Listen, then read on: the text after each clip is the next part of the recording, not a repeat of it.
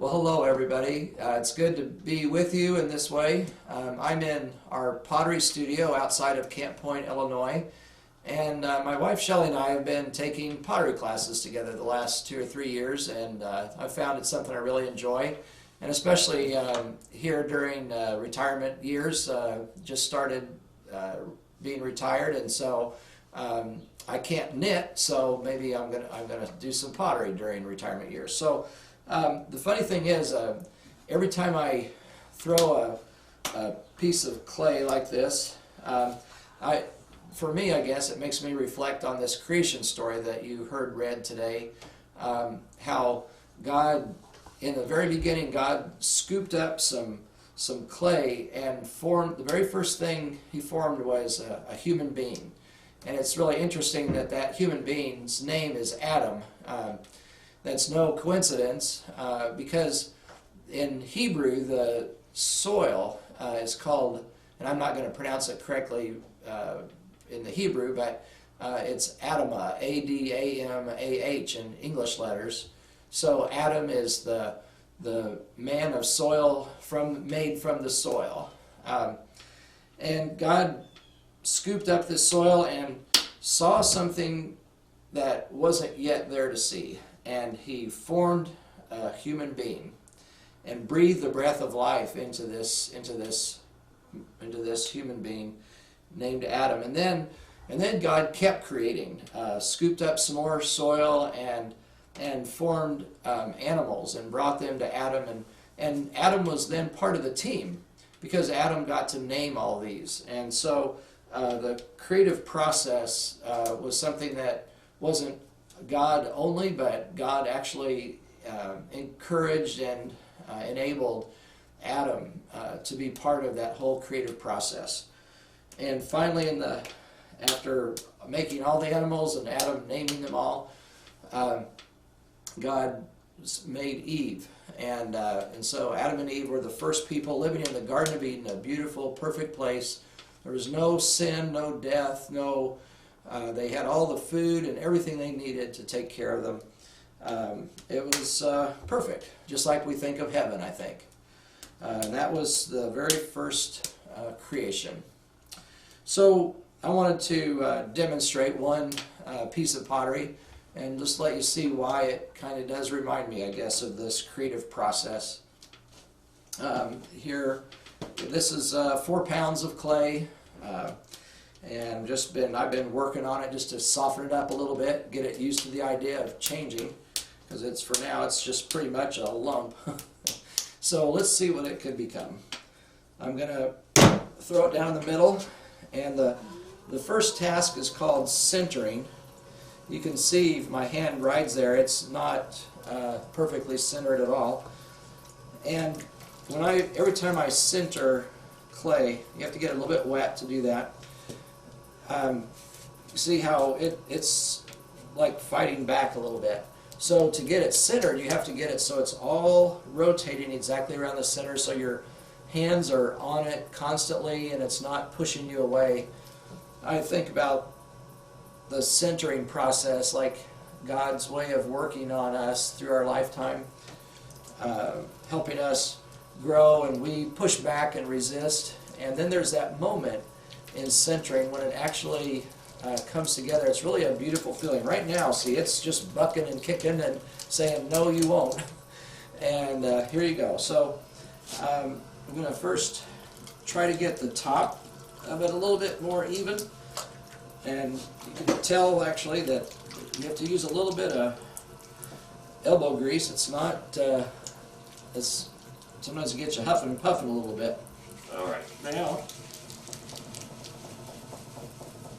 So now I'm trying to shape the outside, and when it finally yields and just comes into the shape that you want it to be in, it's like I said, it's just really a beautiful, almost a spiritual moment. It's almost there now, but you know, there's just still a little work to go, just kind of like with us in our life. This reminds me of John Wesley's idea of going on to perfection, that you know, we may be pretty good in lots of ways, but there's always something that could be worked on, changed, shaped a little bit differently. We could, like, ideally we'd like this as it spins around, it's just not to be able to tell that it has any different shape. It just, as it goes around, see, it just there's a little bit there. Still bucking and kicking. We'll work on it some more, a little more pressure. Okay. Once it's centered about something like that, now we can make something useful out of this. So I think that reminds me, once our lives are centered on God, we can be a lot more useful to God and in God's hands to do something. So let's start this way.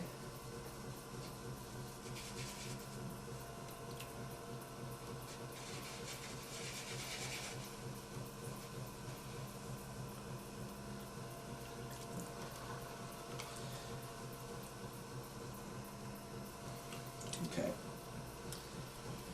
This is called opening up the clay. It's a typical first step when you're throwing clay on the wheel. Now, the goal is to try to keep it centered as we go along, so that it stays centered and doesn't flop around all over the place. Okay. Now, we'll slow the wheel down a little bit for this part. Maybe a little faster.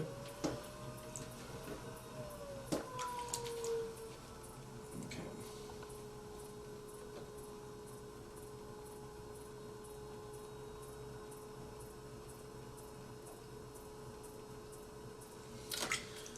Okay.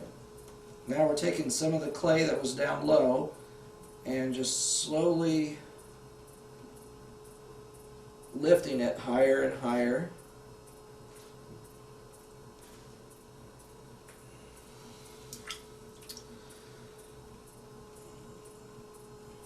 One more time. This time I'll do a little bit sort of smoothing as it comes up. See, it's gotten out of center again. I think that's why we Christians have communion, because we get out of center as time goes by. So we want to come back and re-examine our life, see if we can get centered again. So now we have something that's a good start, but it could be shaped a little more maybe. Let's try that. To shape it, it just takes a little pressure.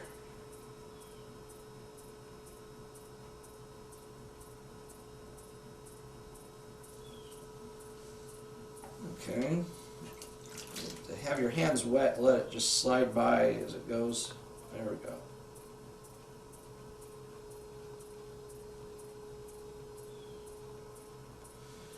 Trying to keep it as centered as possible. I'm going to widen it a little more in the center, I believe.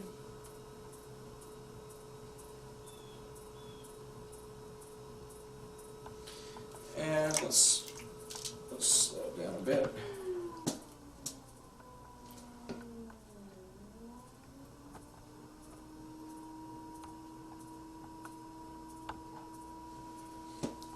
The phrase, "it is not yet clear what we shall become," always comes to my mind. I guess someone that is producing the very same thing over and over and over again knows when they start exactly what they'll end up with, but I haven't been doing it long enough to always know. So I have to observe what shape it's becoming and work. I always call it sort of working with the piece of pottery to try to help it become a little better version of what it is shaping up to be. Again, that reminds me of our Christian growth. So we're going to try to smooth it and just see if we can make something here like a little vase or container.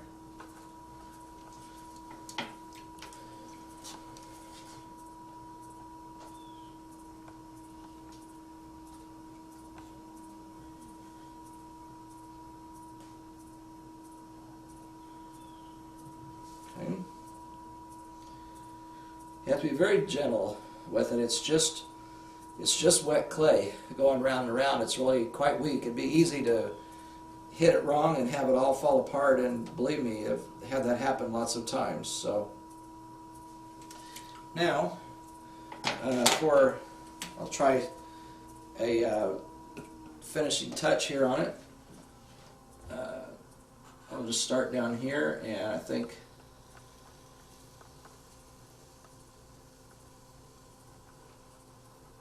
add some texture to it. Don't know that that quite got it the way I want it yet. Okay, go. Closer though.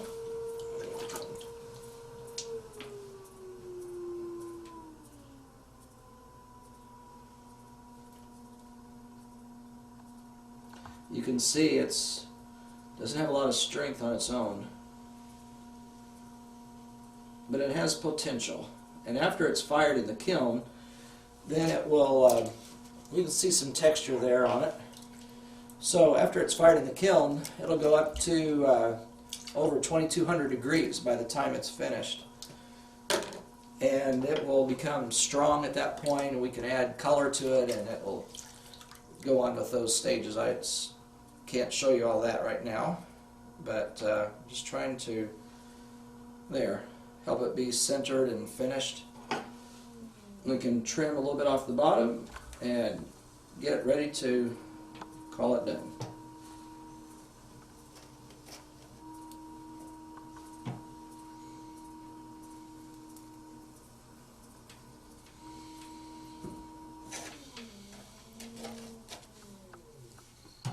Okay, so almost done here.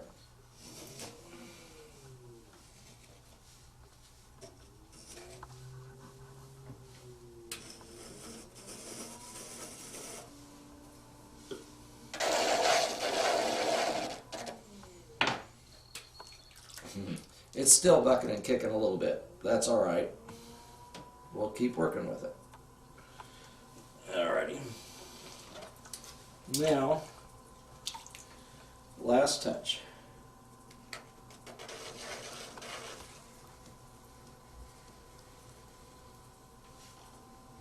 Okay, now when that dries, it'll just have a texture to it. The glaze will run over that. It should be interesting, I hope. So, this idea of intentionally shaping something and forming it into a new creation reminds me of scouting, actually. Scouting deliberately tries to shape the lives of young people, and to do that by merit badges or teaching them one skill at a time. An adult usually works with the kids and helps them learn new skills. For example, swimming. Before I was in Scouts, I almost drowned once in a swimming pool at a party. There were lots of kids there, and happily for me, there was a lifeguard. He was paying attention, pulled me out, and got a bunch of water out of my lungs. But it did leave me afraid of the water. So in Scouts, you had to get the swimming merit badge. That was just one of the prerequisites you had to get. So remember, I would always just fight the water, and it was hard for me to swim very far because I was just fighting so hard against it. And my dad, who was helping with our scout troop at that time, he kept telling me, relax, relax, and I just couldn't bring myself to relax. And then we had to do the mile swim. That was 50 laps, as I recall, on a big old pool back and forth, and there was someone that would count each lap, and I hadn't made it a fourth of the way through before I just exhausted myself fighting against the water. And I remember Dad had taught me how to do the side stroke, and it's where you could leave your head out of the water, so I didn't have to fight so much.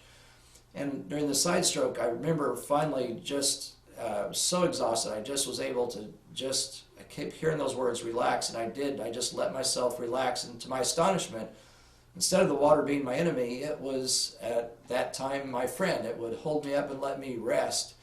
And so I would just went so slow, just swimming so I could rest. And I was the last one to finish the mile swim, but I got it done, got the swimming merit badge, and most importantly, it was an important transformation, learning instead of fighting against the water to work with it as a team. And anyway, that led to all sorts of other things. We could then get, once you had the swimming merit badge, get life-saving merit badge. Then you could build on that and go boating. And so we got the rowing merit badge, and kayaking, even sailing. I remember in kayaking, they put us in a kayak in the deep end of a pool, and you had to, one of the requirements was they had to turn you upside down in your kayak, and just using your oar, you had to be able to flip the kayak back up again. And I don't know if you've ever been upside down in a kayak with your legs in it, but you know, you can't breathe down there upside down in the water under the kayak, and it's feels like an accomplishment when you learn how to do that and how to beat that fear and be able to just pop right back up.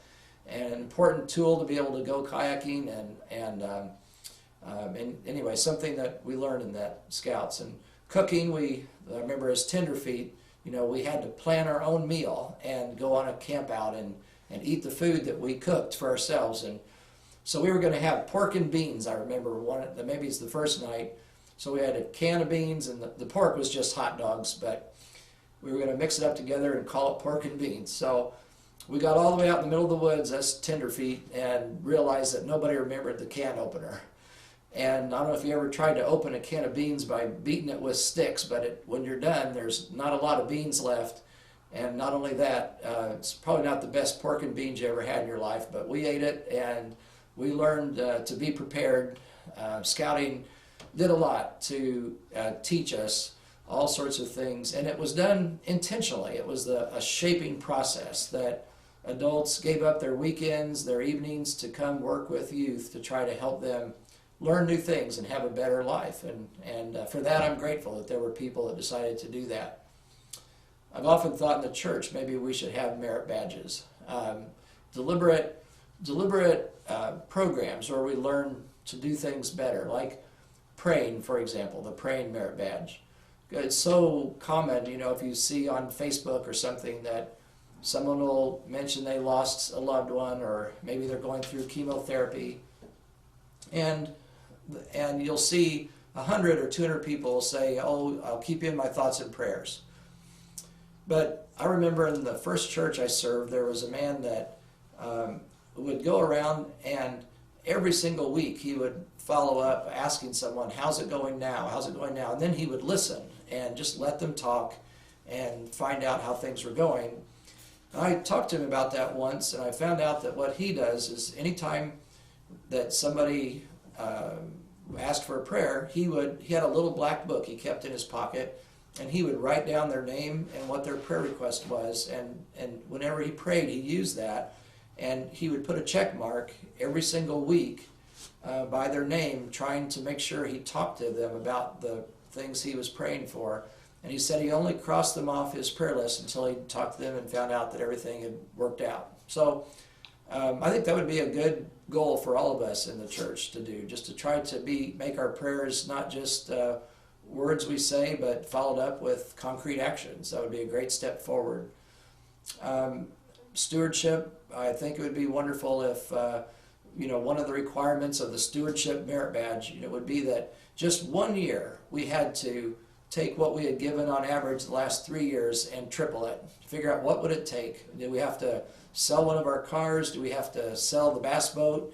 What sacrifices would we have to make to actually triple whatever we had done before? And could we survive it? Would we still eat 3 meals a day?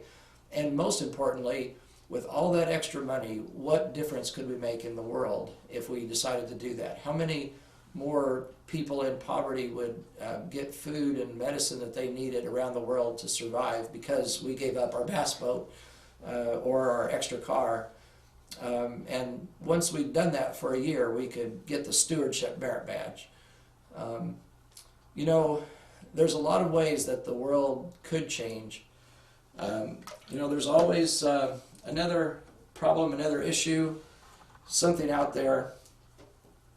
A lump of clay, there's an old poem I really like my grandfather, actually, who shaped the lives of a lot of people himself through his life. It was one of his favorite poems. Here it is. The poem is, "To each is given a bag of tools, a shapeless mass, and a set of rules.